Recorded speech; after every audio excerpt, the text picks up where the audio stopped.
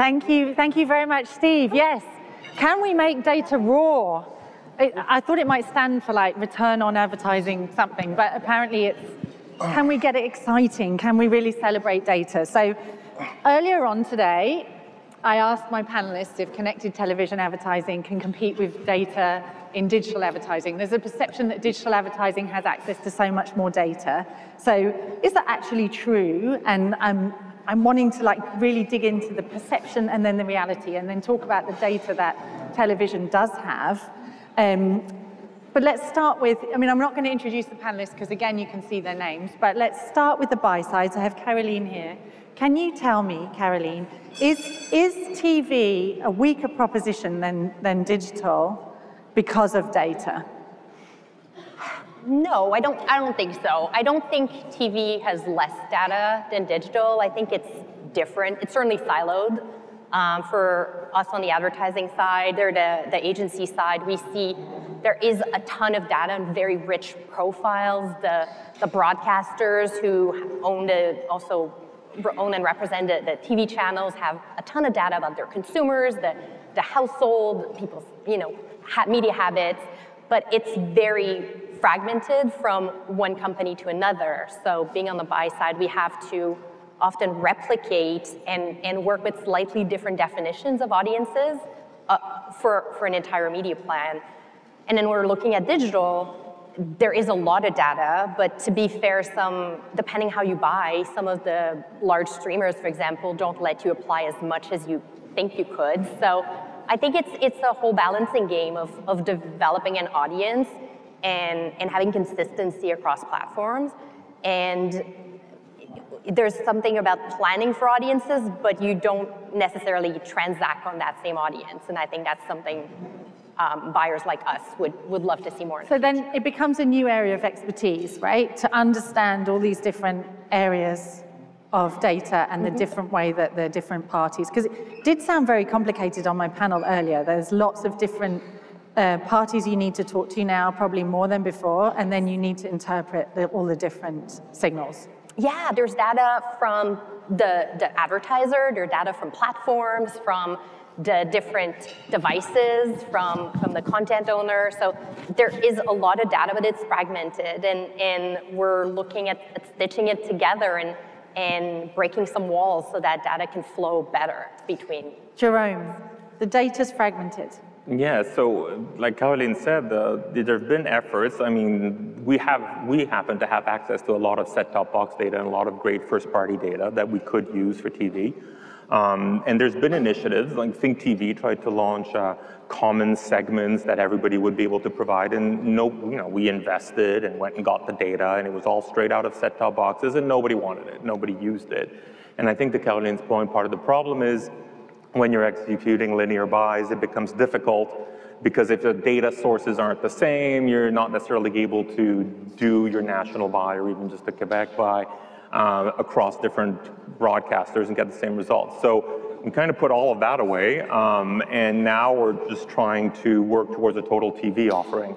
The idea being that the future of linear is as part of a total offering, and so that road involves things like trying to come up with a currency that everybody can use. So we've been transferring all of our TV pricing to 18+, so that then when you buy a CTV product and you buy TV, you can actually put your CPMs and blend them, because a lot of people are buying some TV and buying some CTV and going, oh look, I have total TV. Well, you don't really, you just bought two things and put them together. So we're trying to really think about how to truly have an actual blended total TV product. And I would say a lot of it too is listening to our clients and trying to find out, because with the earlier experiments, we invested in things and no one really wanted them. So we want to make sure that we're efficient with our choices.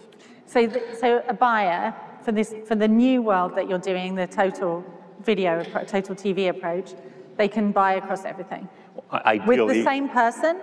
Yes, once we get there. I mean, it's a long process. So, step one was trying to bring the currencies together, and then obviously technology engineering is going to be part of it. But yes, that's the ideal thought, is one buyer can take a video message, come to us and buy it, and have it be spread along all the different platforms that support video advertising, and have it work as one blended. And how long is that going to take? 2, 3 years. 2 or 3 years. I don't know. Maybe I think it all depends. By this time next year, if you're here next year. I don't know. And the problem all circles back to if I come up with a great solution, but no one else has it, I don't think that's really going to help because the buyers are going to be like, well, yeah, but if you're the only one who has that, I'm still not able to do one big buy. So it's going to require cooperation, which could make it take longer. Okay, you're ready. Yeah. You just need everyone else. I'm ready to go. Herman, is this an issue? Is there not enough data in television? I don't believe enough data is enough. I think the more data we have, the more intelligent decisions we can ultimately make. But it's a matter how that data is used. And I know the term AI is used quite a bit, but AI really is, it's about the data and the ability for the engines to make smart decisions. Now, what I think, we collect a lot of audience data, passive type data. What we don't have enough of is engagement data. We really don't. I'm sitting on the couch watching a show. I'm interested in the show. An ad comes on, I like the ad. I want to engage with the ad, but linear TV doesn't currently offer the ability to tap into what I'm seeing. Now, there are emerging technologies now that allows for that using audio recognition, which I think we should certainly start looking at by simply tapping on an application. The user now can be connected to the content that is audio recognized. And with that data, we can now serve the user back up with a different result based on possibly their personal consumption. Excuse me, and the brand have a trail. With that, engagement data is born. I think that's we're lacking that, and it's certainly, we're at the future of television advertisement. It's certainly technologies that we need to push forward. Katrina, TV data, how is it evolving? Yeah, at Bell, we're seeing TV evolve in a huge way. As an example, within our SAM platform, so it's a strategic audience management. It's a TV tool that we can use to leverage real-time behavioral audience segmentation into our linear buys. And with that, it delivers actuals, metrics on actuals. And as we continue to develop our linear TV, digitizing it to be part of the larger video product, advanced TV product, it becomes connected TV. And with this connected TV, we're able to use the ease of using the technology that we have within digital and pair it with the scale that we have on linear. But is there that much scale? In a country of 41 million, Justin said 38, but I think it's 41 million people, do we actually need that much data? Because is there otherwise an issue that there isn't enough scale?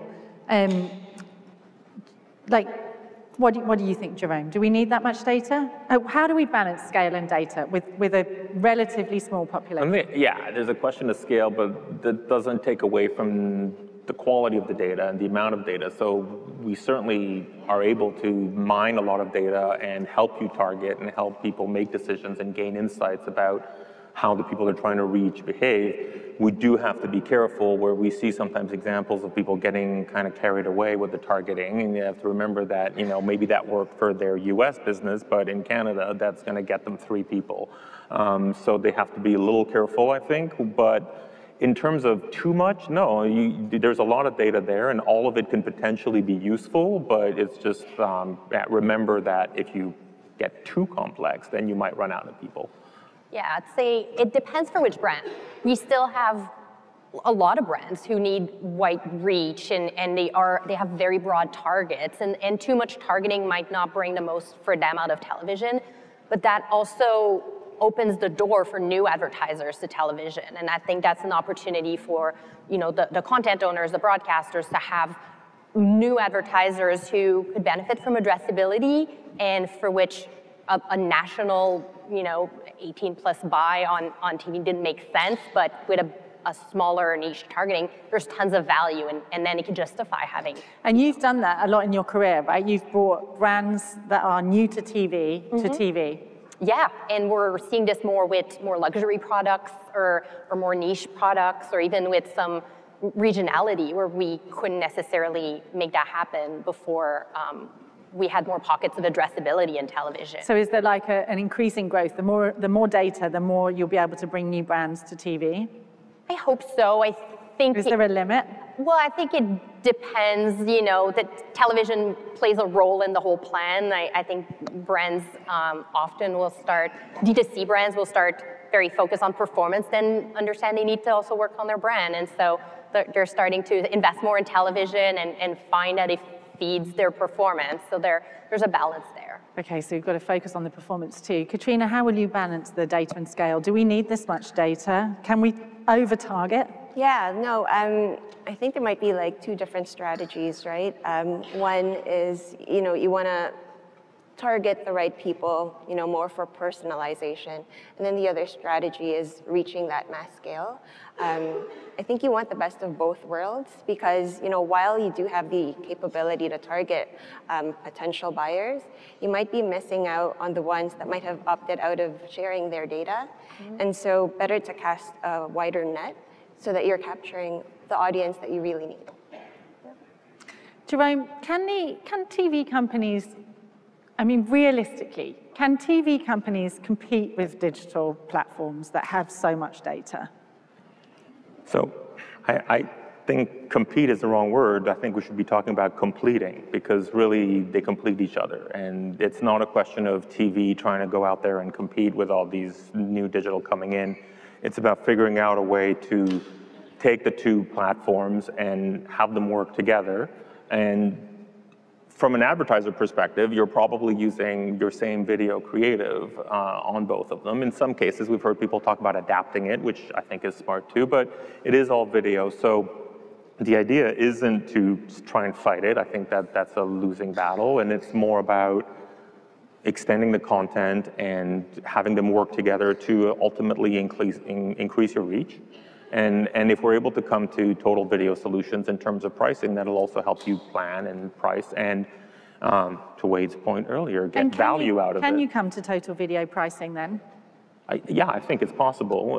If we figure out a common currency that everybody finally agrees on, it's completely possible to do that, absolutely. You may still have different tech in terms of how you target because there's different capabilities, but you can come to a blended pricing and talk about merging and what ratios of different tools you use together to get the best possible total result, as opposed to pitting them side by side.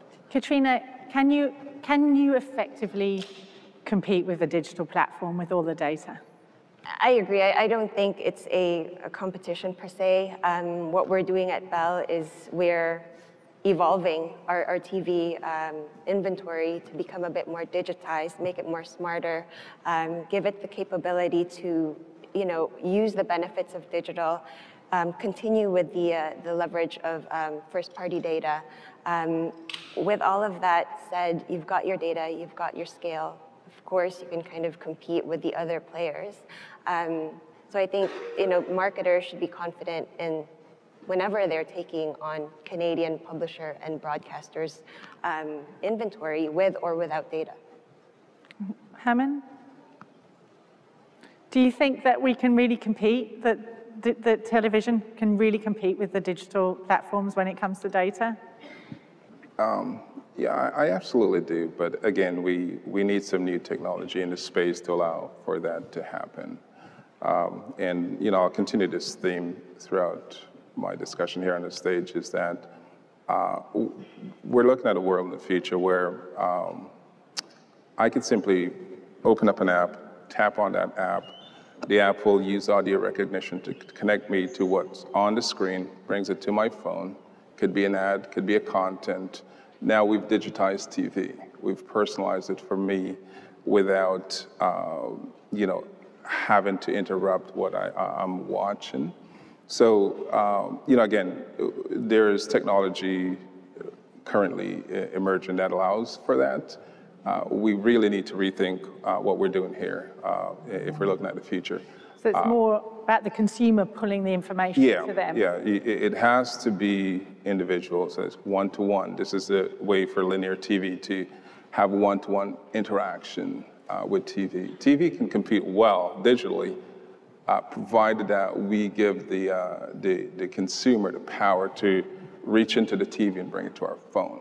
Now we can collect data to see what they're actually doing in the way of engagement. Now we can do product placement type on steroids. It doesn't have to be explicit advertisement. But, you know, we've developed technology to solve a lot of these problems. So it's fitting that we're here at this event. Yeah, what about emerging data signals? What about new connections, aggregations, any collaborations that might make TV more effective and more efficient? Caroline, what do you think about emerging signals? I'm excited about it. I think it brings a lot of opportunities, for sure down the line for targetability, but even for measurement to start to prove value and you talked about can TV compete? And I think one thing the digital channels have done very well is to show metrics and results and quickly show an impact on sale or website actions. And so as we're starting to experiment with clean rooms and environments where we can bring our clients' first-party data and exposure data from a broadcaster, then we can have pretty advanced in analytics to show lift and show direct results and impact on actions offline, from offline to online. So yeah, that is all emerging. Exactly. What about you, Katrina? What's your perspective on the emerging signals? I'm on the same page. I think there's still a lot of signals that need to be connected together. Within a broadcaster or a publisher, there's kind of internal work that needs to be done to connect everything together. And then from an industry perspective, I think there's a larger challenge to get everyone on the same page, have the same definitions, have everyone, using the same metrics to define what a campaign has delivered. Yeah, there's obviously different perspectives. Jérôme? Emerging signals. I think for us, in terms of emerging, if you're looking at new tech, the two key things that we're working on are first, the ability to cross our clients' data with our first-party data. So using data clean rooms, allowing them to create their own segments within our ecosystem and to either gain insights about them or also then use it for targeting, exclusion, lookalikes, all kinds of fun things they can do once they have that. And then the second thing that we're working on aggressively is to develop the technology that allows to do addressable, so that we right now are trying to create total TV by marrying what's happening in the digital space with the linear space. Once we've got addressable technology functioning, then that would actually allow us to not only get to the apps that consumers have through their cable services, but to actually get into their set-top boxes. So now we're bringing the actual linear signal into the digital world, which is completely changing how people are going to be able to access it. Is everyone on the panel working with data clean rooms? We've been working with clean rooms, and yeah. I'd say, agencies, we sometimes criticize how slow some media companies in Canada have how slow they've been at adopting, but they've actually been pretty open in wanting to test, and it's not widely used on every campaign, but there's a lot of opportunities with companies like Quebecor, but like most of the people we've had on stage, especially the media companies that are Canadian, more sometimes than some of the global giants who've been a bit more protective of their data. Okay, great. So there's Canadian clean rooms as well. So what about... Quebec is bite-sized, so it's great for a test. Like, come on now, give us a call. It's not too big. Yeah, it's true. What about fast and raw reporting? So even more emerging than emerging. Can this give early pointers to the effectiveness of a campaign before you have the verified data? Katrina, I'd love to hear your perspective on that. So fast and raw reporting just kind of makes it sound dirty. Yeah, it does. It's We've gone from clean rooms to dirty. It's actually quite the opposite, what we're doing at Bell. So with linear TV, traditionally, you would have to wait until after a season to get the insights that you want to see how your campaign has done. With the SAM TV tool, you're able to get those insights much quicker. Maybe within 3 weeks on average, you'll get those insights, and gives you a way to decide what you want to do next with your campaign. And then as we continue to digitize our linear TV, the measurement will become even more instant because we could then use the digital technology, which would be minutes in terms of pulling reports. So this is something that we're continuously working on and working on the scale, enabling that connected TV video product that we have. Herman, do you have a perspective on that and the fast and raw reporting and how that can be best used? Sorry, can you say that again? I'm just having a little hard time here. Yeah, it's hard. What's your perspective on fast and raw reporting? So not necessarily verified data, not waiting for the verified data, right, but the raw data. As long as we understand that there are going to be some room for error based on the speed of the delivery of the data. We have clients that want data within 12 hours. We track advertisement activity across North America. We produce about 12.5 billion seconds of advertising activity. And a lot of our clients want the data based on their objectives, how fast they need to turn their decisions around. So, I think the faster the better, but there's an equilibrium. You don't want to give dirty data out too quickly, because that certainly cannot support your objectives in an effective way. But Katrina raised measurement, so that's been a hot topic throughout the whole conference. Yesterday, starting with the special breakfast briefing this morning. So let's dig into measurement and Numeris specifically. Katrina, what's your perspective on Numeris? Are you happy with the developments that you've seen from Numeris over the past year? Do you want the streamers to join Numeris? I asked Netflix earlier on. How does it need to evolve to make it work better for you? So today, I would say that, of course, Numeris is a requirement, especially requirement for our TV linear campaigns. With SAM, we're actually using Numeris as a benchmark, as we're able to deliver those reporting a little bit earlier. Numeris is still used anyway. As we continue to digitize again, we will have the capability to report them in a much faster format and using different technology, similar to what we're doing in digital. Should other more digital providers use Numeris? Sure. I think it will help marketers to kind of have a better understanding of what they're buying based on one definition. But as we move the industry towards one measurement, I think it's like a huge challenge, and I'm hoping that it's going to be closed off soon for everyone to align on what that definition is. Yeah, there was a quote from Kate Waters from ITV when she spoke at the global event. She said you should compete on content and collaborate on everything else. So maybe from a measurement perspective, that makes sense. I'm wondering if we should, I'm going to maybe see at the end of the panel, should we collaborate on data or should we compete on content and data? Let's see. Caroline, tell me about Numeris. Numeris, well, Is it giving you what you need? It's much better. It's improved so much. I think we were waiting for a long time for their new VAM solution. It's not perfect, but it's come a long way. It now has some social video. It has some streaming video. It's a huge leap forward. We're happy that the industry is moving in that direction. Would I like it faster? Yes, but I think to Katrina's point, having common benchmarks and common identifiers and ways to measure, just so everyone's working with the same ground, and then we can compete on content and environments and results. Okay, so collaborate on data, collaborate on measurement, I'm hearing.